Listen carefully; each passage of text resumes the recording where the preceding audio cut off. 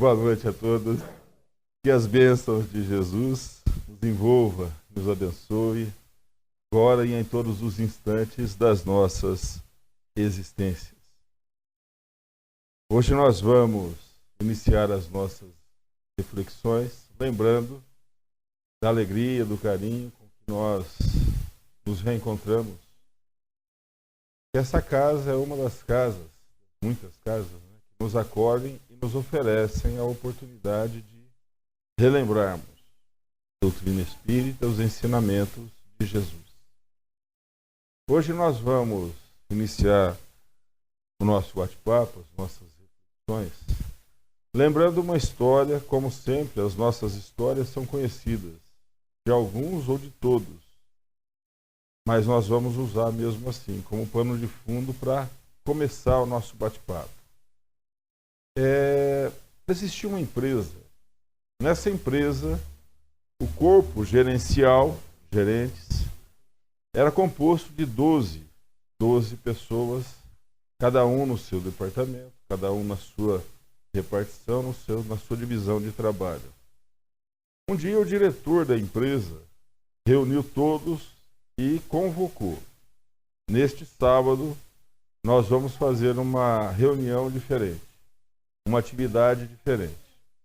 Venham todos a tal hora, com roupa para fazer ginástica, porque nós vamos sair, inclusive fazer o exercício fora da empresa. E todos ficaram apreensivos. Afinal de contas, ninguém sabia o que era, mas todos cumpriram. Afinal de contas, o diretor da empresa assim havia definido.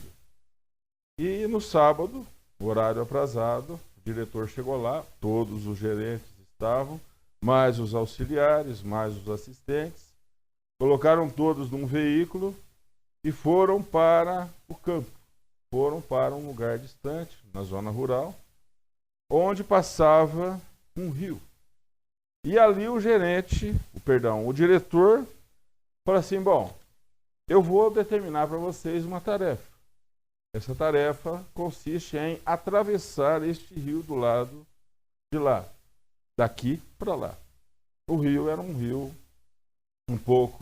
correnteza um pouco forte. Não era um riozinho simplesmente, era profundo e a correnteza forte. E disse mais ou menos o seguinte, olha, nós vamos dividir o corpo gerencial da empresa em 3 grupos. Cada grupo com 4 pessoas.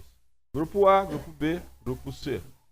Para o grupo A, nós vamos distribuir 4 tambores, 2 toras de madeira, algumas tábuas e um rolo de cordas.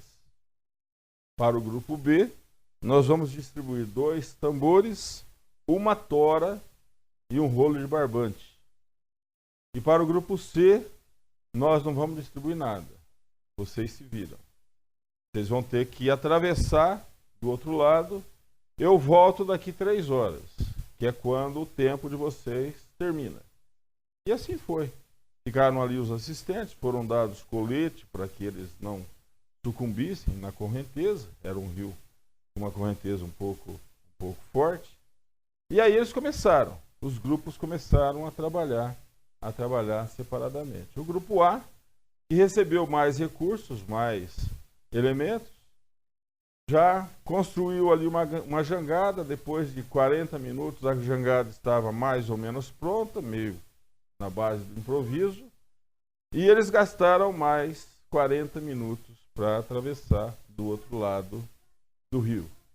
Enquanto isso, o grupo B estava trabalhando com menos elementos, mas daí 1h10, 1h15, eles terminaram de construir uma jangada também muito bem improvisada, e mais 1h e tanto eles atravessaram o rio. E o grupo C, desde o momento em que começou a atividade, eles já começaram a atravessar o rio por conta própria, porque afinal de contas eles não tinham nada. E ao final das 3 horas, todos estavam lá. Aconteceu que o diretor volta, daí 3 horas, e fala assim, e aí, como é que foi? E o grupo A simplesmente disse rapidamente, nós vencemos. Nós construímos a jangada e chegamos aqui em 40 minutos. O grupo B falou assim, nós construímos também uma jangada mais ou menos, chegamos aqui com 2 horas e alguma coisa. E o grupo C falou assim, nós viemos mais ou menos a nado, alguns correram 200 metros para baixo, alguns se arranharam com as coisas que vinham no rio, mas nós chegamos todos aqui quase que no tempo das 3 horas. Então todos nós conseguimos cumprir a tarefa. O grupo A falou assim, nós vencemos. O grupo B, nós chegamos em segundo. E o grupo C falou assim, nós não tínhamos recursos, chegamos em terceiro. E o diretor falou assim, acho que houve uma confusão. Um mal-entendido nessa atividade. Eu não disse para vocês que era uma competição. Eu disse para vocês que vocês iam se dividir em grupos, mas que a tarefa era todos chegarem do outro lado, na outra margem. A tarefa não era competir. A tarefa era usar de solidariedade. E aí nós começamos a imaginar como é a nossa vida no dia a dia. Se nós olharmos a nossa reencarnação, a nossa oportunidade, esta oportunidade bendita que nós temos de estarmos aqui nas experiências para nos aprimorarmos, porque este é um objetivo da reencarnação, um dos objetivos da reencarnação, nós vamos verificar que todos nós somos convidados a atravessar as provas da vida, assim como aqueles grupos foram convidados a atravessarem a correnteza do rio. Todos nós passamos pelas nossas provas. Que provas são essas? São as mais diferentes, são as mais diferentes provas, são as mais diferentes situações. E por que isso? Porque nós já aprendemos alguma coisa. Nós sempre afirmamos que já passamos por aquela fase mais primitiva da vida. Agora nós estamos caminhando para fases onde o conhecimento, a informação, o sentimento de necessidade de uns nos assistirmos aos outros e mutuamente nos ampararmos, está fazendo com que a humanidade desperte para novos valores. Os valores morais a que se refere o Evangelho segundo o Espiritismo, Pascal, capítulo 16, os verdadeiros valores da vida. Mas se nós saímos da fase primitiva e chegamos a uma fase um pouco mais elevada, nós ainda temos muitas realizações no passado que necessitam de refazimento, necessitam de melhor análise e exercícios, tarefas, atividades que consolidem este aprendizado no nosso modo de ser. Por isso é que nós passamos pelas provas. É como a escola, a criança, para se promover, necessita passar pelas provas. Apesar que hoje eu não sei como é que está funcionando, mas era assim antigamente. Não é? Antigamente, para passar, tinha que passar pelas provas. Às vezes, nós imaginamos, mas tal prova eu não me lembro de tal situação. Tal prova ou tal expiação nos convida a refletirmos. Às vezes, nós não encontramos causa, nós não encontramos razão nesta existência. Mas elas estão gravadas em nós como necessidade para aprendizado. E estão, se não estão nessa, estão em outras experiências. Assim como na história, ou assim como nós aproveitamos ou nos deparamos com essa realidade na nossa vida, de etapa em etapa nós convivemos com grupos diferentes, com equipes diferentes, nas mais diferentes situações. Nós convivemos no momento, nesta existência, com um grupo familiar. Certamente no passado nós convivemos com outros irmãos em outros grupos familiares. E certamente no futuro nós conviveremos com outros nossos irmãos em outros grupos familiares. De tal sorte que nos entenderemos todos como filhos de Deus e como irmãos que todos nós somos em todas as épocas. Porque se nós olharmos, disse Jesus, ele se dirigia a Deus nominando o Pai. Que o Pai faça, que o Pai resolva. O Pai sabe. Ou seja, se o Pai é o Criador, nós, criaturas, somos filhos. E mais, não só nós, no reino nominal. Todos os nossos irmãos em todos os reinos que passamos pelas mais diferentes etapas, desde que o princípio inteligente começa a reagir, até que o espírito imortal comece a trabalhar suas próprias responsabilidades. E então, de etapa em etapa, nós passamos por várias equipes. Nós recebemos em cada existência os meios necessários para realizarmos as nossas provas. Assim como na história, nós também recebemos os meios necessários. Ora, com mais responsabilidades, ora, com mais deveres no campo da moral, ora, com mais deveres no campo do desenvolvimento da inteligência, mas todos nós recebemos ferramentas para trabalharmos isso. E mais um detalhe, trabalharmos as nossas atividades considerando que tudo que nós realizamos, tudo que nós planejamos, nós o fizemos antes de reencarnar. Então, de vez em quando nós nos deparamos com as deficiências, os reveses da vida, muitas vezes a gente olha, mas como que Deus fez uma coisa dessa comigo? Quando a gente fala Deus fez uma coisa dessa, alguém daqui já falou isso? Não, só eu, graças a Deus. Quando a gente fala, como Deus fez isso comigo? Não é Deus, é a lei divina. É aquela inteligência suprema que age em todos os campos da vida, que atua em todos os campos, no universo, fora, no nosso meio, no nosso dia a dia, nas mínimas coisas. No microcosmo e no macrocosmo está agindo da mesma maneira. É da lei divina. E ele nos oferece a oportunidade que nós muitas vezes pedimos. Então a gente às vezes muitas vezes nós passamos pelos reveses da vida, falamos, como foi que Deus fez isso? Fomos nós que pedimos, muitas vezes. Às vezes nós que pedimos tais ou quais provas, para que pudéssemos colocar em prática aquelas deficiências que nós já trazíamos, já conhecíamos, na erraticidade ela é mais perceptível. Então, como nós sabíamos que tínhamos tendências inferiores em tal ou qual situação, nós pedimos para passar por tais situações. E quando os reveses chegam, a gente às vezes não se confunde muito, ou melhor, às vezes a gente se confunde muito, achamos que Deus está sendo caprichoso conosco, quando na realidade ele está apenas atendendo ao nosso próprio pedido, antes de nós reencarnarmos.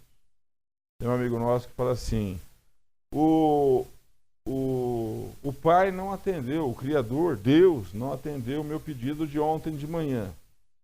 Eu falei assim para ele, talvez não tenha atendido, nem o de ontem, nem o de hoje, nem o de amanhã não vai atender. E nem o da semana passada. Mas ele atendeu aquele primeiro pedido que nós fizemos antes de reencarnar. Passar por tais situações, porque ele estaria conosco. E ele está conosco de que maneira? Colocando os seus mensageiros ali, mais ou menos de olho, dá uma mãozinha para ele. Não carrega ele muito no colo, não, porque ele tem que andar, tem que aprender por si só. Mas dá uma mãozinha, o que for possível. E se ele estiver acertando bem, ajuda bastante. E depois a gente resolve o problema que ficou para resolver. É mais ou menos assim que acontece? Não. Como é que é o nome disso mesmo?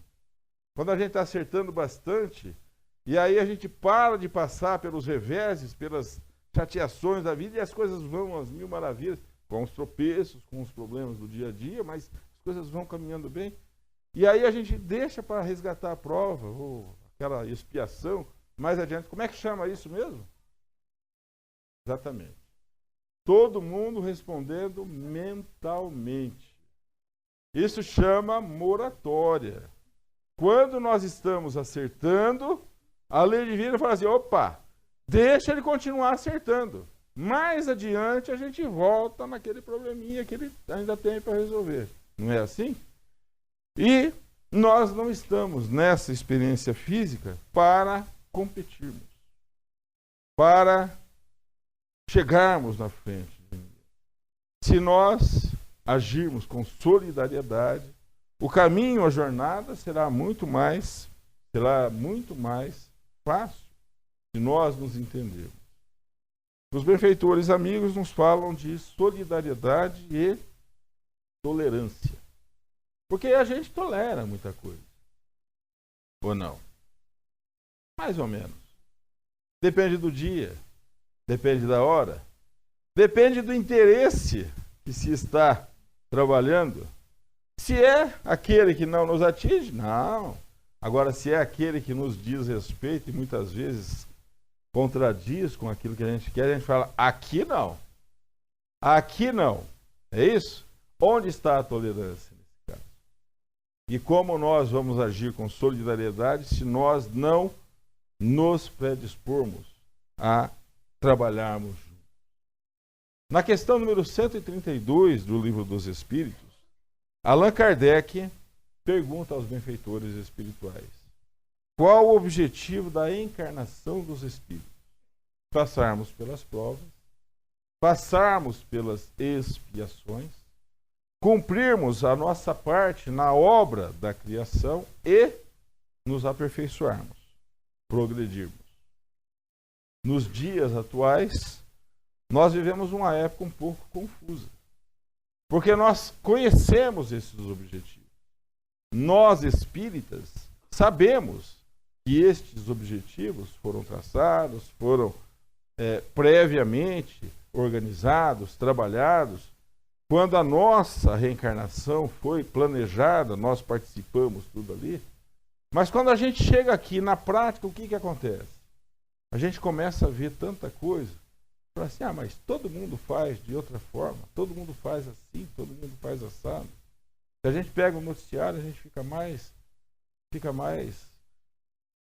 desanimado ainda.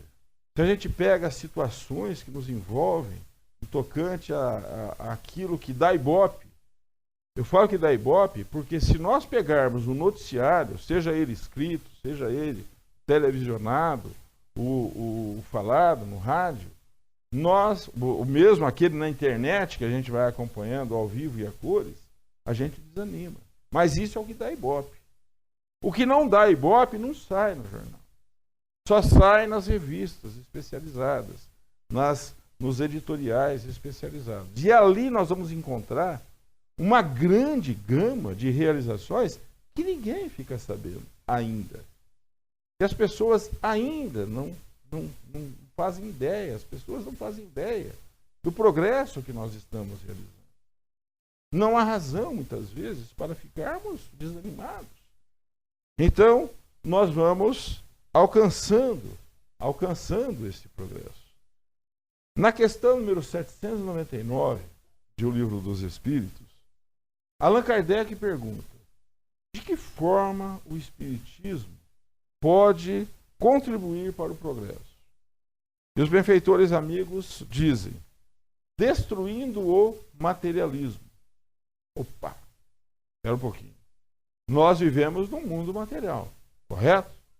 Nós temos necessidades e realizações materiais, correto? Acabar com o materialismo? Sim, acabar com o materialismo. Não com as realizações materiais, não é isso. Porque nós temos necessidades e realizações materiais, objetivos materiais. Afinal de contas, vivemos num mundo onde ainda predominam determinadas situações onde a realização material é necessária. Mas não colocarmos essas situações materiais em primeiro plano. Isto é ferramenta, instrumento para o nosso progresso. Não objetivo a ser perseguido única e exclusivamente e a qualquer preço. É o que muitas vezes nós estamos vendo, lamentavelmente. E quando a gente vê aquelas situações que no Brasil, felizmente ou infelizmente, eu não sei, a gente não consegue definir ainda, por que tanta coisa está acontecendo e de que maneira está acontecendo, já estava acontecendo antes. É que ninguém sabia. O que acontece é que essas situações agora tendem a cair no conhecimento, buscar soluções para que não aconteça mais. Este é o objetivo, pelo menos, que se diz, ou que se busca realizar. Então, mas isso tudo leva ao quê? Ao materialismo. Que materialismo é esse? Cultivarmos o nosso interesse, o nosso objetivo apenas nas questões que dizem respeito às nossas sensações materiais. Diz respeito às conquistas a qualquer preço. Buscarmos além das nossas necessidades. Tudo isso é materialismo. Então, se nós buscarmos trabalhar as nossas necessidades, tendo em vista a necessidade também dos nossos semelhantes, porque todos caminhamos juntos.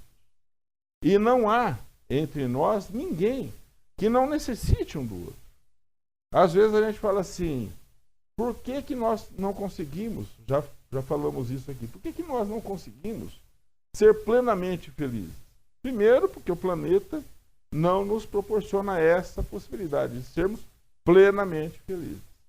Mas sermos o mais relativamente felizes possível. Porque se está tudo bem com a gente, com alguém a quem estamos ligados, está sempre acontecendo algum problema. Uma enfermidade, uma necessidade premente de assistência material, uma preocupação em nos ampararmos, material e moralmente. E aí as coisas começam a ficar mais claras no tocante a, se nós nos ampararmos mutuamente, aí fica mais fácil de superar essas deficiências e necessidades, dificuldades. Na questão número 916, Kardec pergunta, mas isso tudo vai fazendo com que o egoísmo prevaleça ou se faça presente. E parece que ao invés dele diminuir, ele só está aumentando. Não é verdade. Mas, em determinado momento, se porventura o egoísmo prevalecer, é algo que por hora é necessário, dizem os benfeitores. Quanto maior o mal, mais horrível ele se torna. Ou seja, é necessário que o mal aconteça para que nós percebamos o mal que o mal faz. É essa a questão.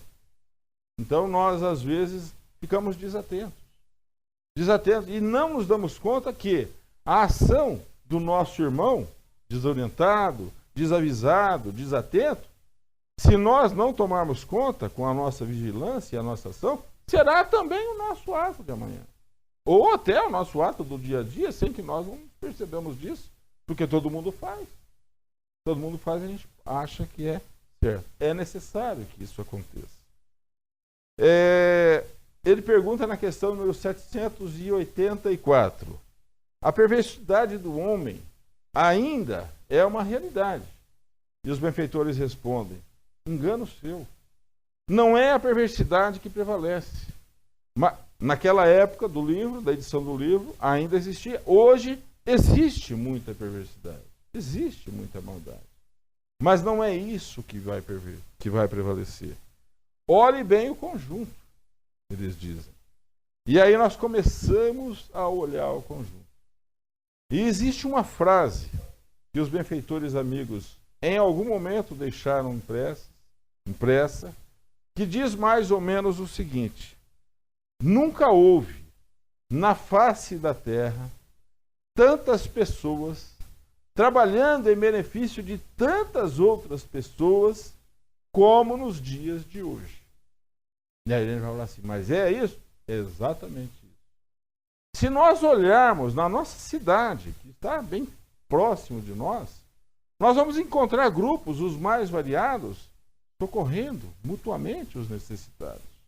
Os mais variados. Necessidade material, necessidade moral, necessidade assistencial no tocante ao encaminhamento de menores. e às vezes de idosos que não têm amparo, não têm. Então, todo trabalho é feito. Mas isso, como a gente disse no começo, não dá ibope. Então parece que é o fim do mundo. Não, não é. Nunca houve na face da terra tantas pessoas trabalhando por tantas outras pessoas como nos dias de hoje. Se nós olharmos nas organizações internacionais, nós vamos verificar aquelas organizações ligadas à ONU como nunca tivemos, de assistência. Ah, mas em tal lugar está acontecendo. Sim, está acontecendo. Nós não sabemos exatamente por que a divindade, mas se está acontecendo é porque Deus permitiu. Nós não sabemos por que ele permitiu, mas se está acontecendo é porque ele permitiu. Ou a lei divina assim permitiu. E assim nós nos lembramos dos ensinamentos de Jesus. Ora, se nunca houve tanta assistência como nos dias de hoje, nós nos lembramos o que foi que o mestre amigo nos disse. No Evangelho segundo o Espiritismo, no capítulo 11, quando Kardec nos traz de volta o ensinamento do amar ao próximo como a si mesmo. Nós vamos encontrar aquele momento em que Jesus estava reunido com as multidões, com as pessoas ali, muitas das pessoas necessitadas, aflitas, necessitadas de todo tipo de amparo, muitas enfermas, e todas saíam renovadas. Nem todos os enfermos saíam curados, mas todos que estavam ali saíam renovados. Eram muitas vezes enfermos que encontravam curas para as suas enfermidades. Outros não encontravam curas para as enfermidades materiais, mas encontravam ânimo para continuarem e recomeçarem a atividade nova. Os aflitos, todos, eram assistidos, envolvidos em vibrações diferentes. A pergunta ou a frase de Joana de Ângeles, Jesus, quem o viu passar apenas viu. Quem o encontrou face a face nunca mais foi o mesmo. Estava presente naquelas reuniões. Mas ali também tinham aqueles que queriam saber o porquê daquela situação toda, porque eram doutores, estudiosos da lei, estudavam as escrituras e não entendiam como um homem relativamente simples podia encontrar com pessoas relativamente simples e operar verdadeiros prodígios. Então os doutores da lei começaram a frequentar aqueles encontros. E nesses encontros um deles pergunta: Senhor, qual o maior mandamento contido na lei? A lei aqui, aquele doutor estudioso da lei se referia, era a lei de Moisés, que era o que eles conheciam e seguiam. E Jesus disse: o maior mandamento contido na lei consiste em amar a Deus sobre todas as coisas. E o segundo, tão importante quanto o primeiro, amar ao próximo como a si mesmo. Quando nós começamos a incorporar esse sentimento em nós, essas informações, essas ideias em nós, nós começamos a olhar o mundo de uma forma um pouco diferente. Vemos irmãos, sem exceção. E quando aquele que está completamente equivocado comete um ato mais equivocado ainda, nós não temos, ou pelo menos não devemos ter para com ele, uma atitude de reprovação e julgamento, pré-julgamento antecipado. Condenação, muitas vezes. Não, isso aí, quantos daqui já ouviram falar? Nesse país tem que ter pena disso, pena daquilo. Quem já ouviu falar isso daqui? Pois é. Amanhã ou depois pode ser um de nós. Não pensemos nisso. Aquele que cai, ele necessita de amparo, por mais equivocado que seja. E quando nós olhamos as pessoas dessa forma, nós começamos a incorporar em nós um sentimento de, ou aquela ideia de indulgência. Relevarmos as fraquezas alheias. Porque nós precisamos que Deus releve as nossas pequenas fraquezas também. Apesar que, para as nossas fraquezas, nós sempre temos uma desculpa 10. É ou não é? Ou não? Só eu? Tá certo. Quando nós cometemos algum erro, nós sempre temos... Mas, pois é, as outras pessoas também. Por tais ou quais situações. por mais equivocados que estejam. E se nós usarmos da indulgência, amanhã ou depois nós podemos sofrer as consequências das ações. Sermos nós aqueles que sofreremos as consequências das ações equivocadas dos nossos irmãos. Alguém aqui já passou por isso? Ah, não. Tem que relevar isso daí. De repente a gente sofre a consequência. E aí a gente vai... Não. Aí a gente vai usar daquele segundo passo que Jesus nos orientou. Usarmos do perdão. Da mesma forma que nós incorporamos a indulgência. Incorporarmos o sentimento de perdão ou a disposição de perdoar, indistintamente. Quando nós começamos a trabalhar isso em nós, nós começamos a ver o mundo com outros olhos. Uma outra situação. Somos todos mais ou menos iguais, trabalhando mais ou menos situações parecidas, então nós todos devemos nos entender com compaixão. Olharmos o mundo com compaixão. Todos os nossos irmãos e nós mesmos estamos sujeitos a tropeços. Mas precisamos, todos e nós também, de amparo para superarmos esses tropeços. E isso nos leva à compaixão. Agora, tudo isso incorporado em nós, nós não temos mais disposição para trabalharmos sozinhos, só para nós. Nós precisamos compartilhar isso com o mundo que nos envolve. O planeta que abençoadamente nos acolhe. Ah, mas o que eu posso fazer por alguém que está tão distante, geograficamente falando? A prece. Afinal de contas, a prece, ela viaja como pensamento. É energia que vai, que nós podemos espargir para onde quer que desejarmos. E, no tocante às possibilidades, usarmos da abnegação. Aí a gente fala, abnegação. Abnegação era uma recomendação que o Chico Xavier fazia. Quando as pessoas perguntavam, Chico, o que a gente deve fazer para dar uma aprimorada nas nossas ações? Abnegação, meu filho. Abnegação. E aí a gente fica procurando abnegação, abnegação, abnegação. Livro dos Espíritos, questão número 893. Kardec pergunta, qual a maior virtude que nós podemos incorporar em nós, desenvolver em nós? E os benfeitores amigos respondem, fazer o bem, sem olhar a quem, sem segundas intenções, e se necessário for, como sacrifício do interesse pessoal. Aí a gente começa a trabalhar também essa parte. Já é tudo? Não. Mas para o estágio em que nós estamos, já é um grande passo. Possivelmente nós não vamos conseguir o tempo todo realizar isso, mas em algum momento a gente vai lembrar disso e vai vigiando, vamos colocar isso em prática. E aí vem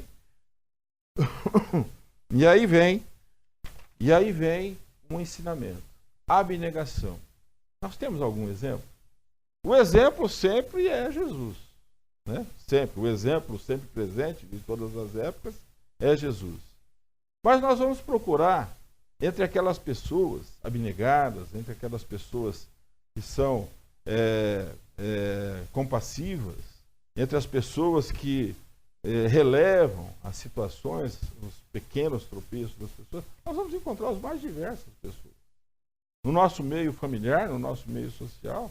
Se a gente olhar, eu quando penso em alguém 100% de coração, e se tiver um pouquinho mais por cento, 110%, alguém aqui tem 110% de coração? Não.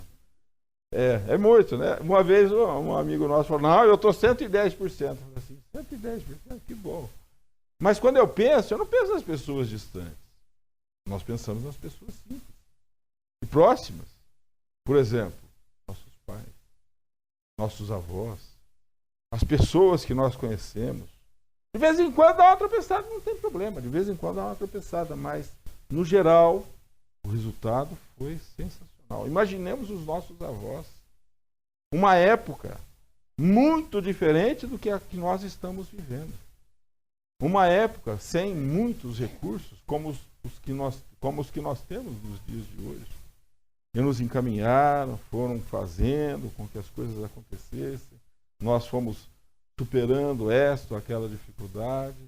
Possivelmente deram as suas tropeçadas também, mas no geral o resultado foi muito salutar. Quando nós pensamos em alguém que serve como exemplo, nós pensamos nas pessoas próximas. Eu me lembrei, além das pessoas próximas, eu me lembrei do Dr. Bezerra de Menezes. O Dr. Bezerra de Menezes, quando encarnado, ele já era um homem preparado. Alguém sabe ou como se preparou o Dr. Bezerra de Menezes? É só ler, dar uma estudada no Brasil, Coração do Mundo, Pátria do Evangelho. Ali nós vamos encontrar diretrizes para entender o trabalho do Dr. Bezerra e alguns outros. Mas vamos voltar. Dr. Bezerra de Menezes, ele então, ele um dia entra em contato, trava contato com os ensinamentos da doutrina espírita. Viajando no bonde, voltando para o trabalho, uma viagem de mais ou menos, 2 horas, ele encontra sobre o banco do bonde um livro que chamou a atenção. O Livro dos Espíritos. Nunca tinha ouvido falar. E ali ele começa a ler. Achou tão interessante, chegou em casa, continuou lendo, acendeu a luz, que imaginamos que não é a luz que nós usamos hoje, muito mais deficiente, e ficou ali, e ele simplesmente falou, era isso. Isso bate comigo. E aí ele começou, e aí nós conhecemos a história do Dr. Bezerra de Menezes, o que ele realizou depois de espírita, mas antes de ser espírita, ele também tinha uma atitude equilibrada. Ele nos dá o exemplo. Ele retorna ao plano espiritual. O retorno do Dr. Bezerra de Menezes no plano espiritual é de emocionar. Ele desperta numa instituição, imaginamos um hospital, ou um pronto-socorro, uma instituição onde ele começa a se refazer das situações que a desencarnação nos conduz. E aí ele desperta, e ao despertar ele se encontra com quem? Exatamente. Todo mundo respondendo mentalmente. Encontra-se com Celina. Celina é uma das mensageiras diretas de Maria. Mensageiras, servos de Maria, Legião dos Servos de Maria. Celina é uma das trabalhadoras diretas de Maria. Celina, estou vendo você. Sim, agora você vai me ver sempre. Mas já voltei para casa, então, já desencarnei. Você está voltando para a vida.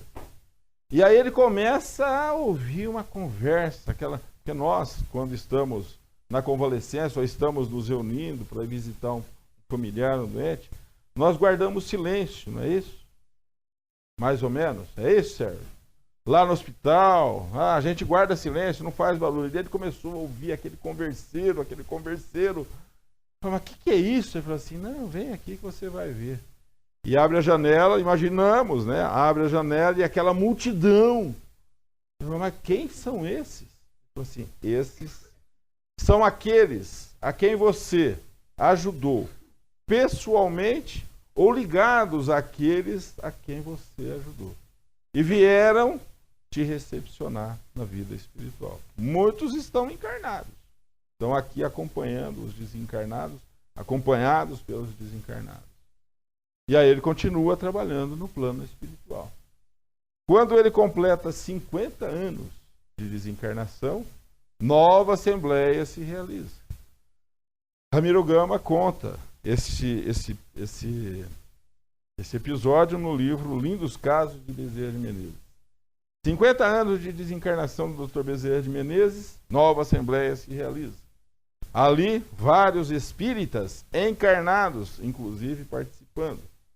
E aí, então, ele era homenageado. Mais uma vez, Celina vem, ele diz mais ou menos o seguinte, Bezerra, aprove a Maria lhe dizer o seguinte, escolha para onde você quiser ir. Num desses astros,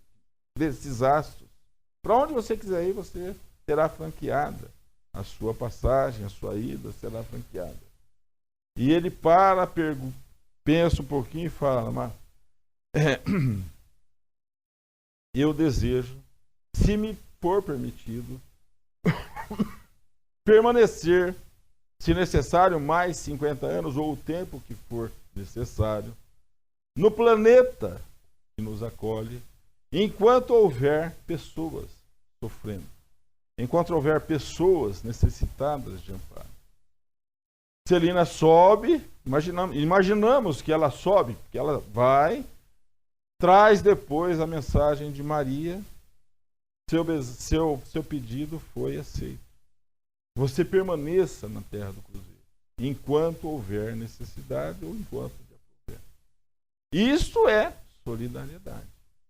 Isso é vivermos em solidariedade. Ele poderia ter ido, mas ele permaneceu. Jesus veio, ele já era um espírito puro quando toda a formação do sistema começou. A formação na legião dos espíritos puros, que trabalharam na formação do sistema solar, Jesus já era um espírito puro. No entanto, ele veio pessoalmente nos trazer a sua mensagem, no momento atrasado. É verdade. Para encerrarmos, nós vamos lembrar uma parábola, que nós estamos falando de solidariedade. Então, nós vamos lembrar de uma parábola. A parábola onde Jesus falava do amar ao próximo, amar a Deus e amar ao próximo. E o doutor da lei pergunta, mas quem é o meu próximo? E Jesus lança a mão de uma história que ele imaginou ali na hora, bolou ali na hora, uma parábola. E ele diz mais ou menos o seguinte: um homem descia de Jerusalém para Jericó. Quando a meio caminho ele foi assaltado por malfeitores, que o maltrataram, que o sediciaram, que o roubaram e o deixaram caído à beira do caminho, quase morto, sem as vestes. Por ali passou um sacerdote, que vendo aquele homem caído, passou de lado. Por ali passou um levita, que vendo aquele homem caído, também passou de lado. Mas por ali passou um samaritano, que vendo aquele homem caído, tomou-se de compaixão, desceu do seu animal e o socorreu.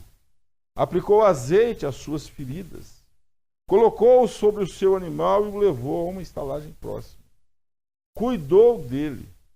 Necessitando seguir viagem, ele fez um depósito prévio e recomendou a um estalajadeiro: eu lhe deixo um depósito para que cuides bem dele. Gaste o que for necessário. Se gastar mais do que este depósito que eu lhe faço, quando do meu retorno eu te restituirei a diferença. Para ti, perguntou Jesus, quem foi o próximo daquele homem que estava caído à margem do caminho? Lógico, o doutor da lei falou assim: aquele que usou de compaixão. Não falou o samaritano, porque eles tinham uma rixa tão grande. Mas os historiadores fazem alguns registros. Eles dizem mais ou menos o seguinte: o homem que descia de Jerusalém para Jericó, ele foi encontrado caído, quase morto, sem as vestes. O que identificava as pessoas naquela época, naquela região? As vestes. De onde veio, para onde vai, qual a atividade política, qual a corrente religiosa. Era isso que identificava. Aquele homem estava sem as vestes. Nada que o identificava. Ninguém sabia nem, na parábola, ninguém sabia nem se era judeu ou não. Ele foi atendido, ou foi visto primeiro por um sacerdote. Qual o maior mandamento contido na lei? Amar a Deus e amar ao próximo. Isso estava na lei. Os 10 mandamentos lá que Jesus tomava como base quando ele falava da lei. Então, o sacerdote tinha por dever de ofício conhecer a lei. E passou de lado. O levita era um trabalhador do templo. Por dever de ofício, como sacerdote, também tinha que conhecer a lei. Passou de lado. Mas por ali passou um samaritano. E o samaritano, ele era detestado por aquele povo da Palestina, de Israel daqueles dias. Afinal de contas, foi pela Samaria que os povos hábeis na guerra começaram a invadir Israel naquela época. Então, os samaritanos eram detestados. Ele, o samaritano, desce do seu animal, socorre, leva uma estalagem e cuida, recomenda ao estalajadeiro que cuide daquele homem desconhecido. Esta é a observação que os historiadores fazem. Se nós pegarmos, somarmos a essas observações, algumas colocações de Karl Barth-Schutter. Karl Barth-Schutter nos diz mais ou menos o seguinte: o viajante ferido pode ser visto como toda a humanidade, porque nós precisamos nos socorrer mutuamente. E às vezes nós nos encontramos caídos à margem do caminho, sem saber o que fazer, sem saber que caminho seguir. O sacerdote e o levita são aqueles dirigentes. Karl Barth-Schutter usa os dirigentes religiosos. Nós ampliamos um pouco isso. São os dirigentes que abraçam essa tarefa de bem conduzir um povo, uma doutrina, uma religião, seja lá o que for, e às vezes esquecem das próprias atribuições. O samaritano, segundo Karl Barth-Schutter, é o próprio Jesus, que não se vê naquela situação de não ser compreendido, não se vê naquela situação de ser até odiado muitas vezes. Ele toma para si o trabalho de socorrer aquele necessitado, ou a humanidade inteira. O azeite é o símbolo da fé. Nós, diariamente, necessitamos reforçar o nosso ânimo na fé. Compreendermos. Como é que nós vamos reforçar o nosso ânimo na fé? Através da informação, do conhecimento. Nós recebemos informação a toda hora, mas aquilo que nos ajuda mesmo, nós às vezes deixamos passar. Então é isso. Para que a nossa razão se fortaleça e a nossa fé também se fortaleça. Os 2 denários dados ao estalajadeiro são a caridade e a sabedoria. Quando Jesus falou, olha, ao estalajadeiro, cuida bem dele, eu lhe deixo aqui um depósito prévio, 2 denários. Esses 2 denários, segundo Karl Barth-Schutter, significam a caridade e a sabedoria. No mais, tudo o que gastares com eles, eu te restituirei quando da minha volta. O que é que nós gastamos a mais? Tudo aquilo que nós fizermos com aqueles valores que nós incorporamos em nós. Indulgência, perdão, compaixão, abnegação. Tudo que vier a mais é ou são valores a mais que um dia nos serão restituídos. A gente não deve trabalhar pensando nisso, porque isso é... vou fazer isso porque... Não, nós devemos fazer isso, ou procurar fazer isso, por incorporarmos esses valores em nós. Dessa forma, nós voltamos a dizer: a solidariedade nos conduz ao progresso, ao entendimento. Deus nos abençoe sempre. Muita paz.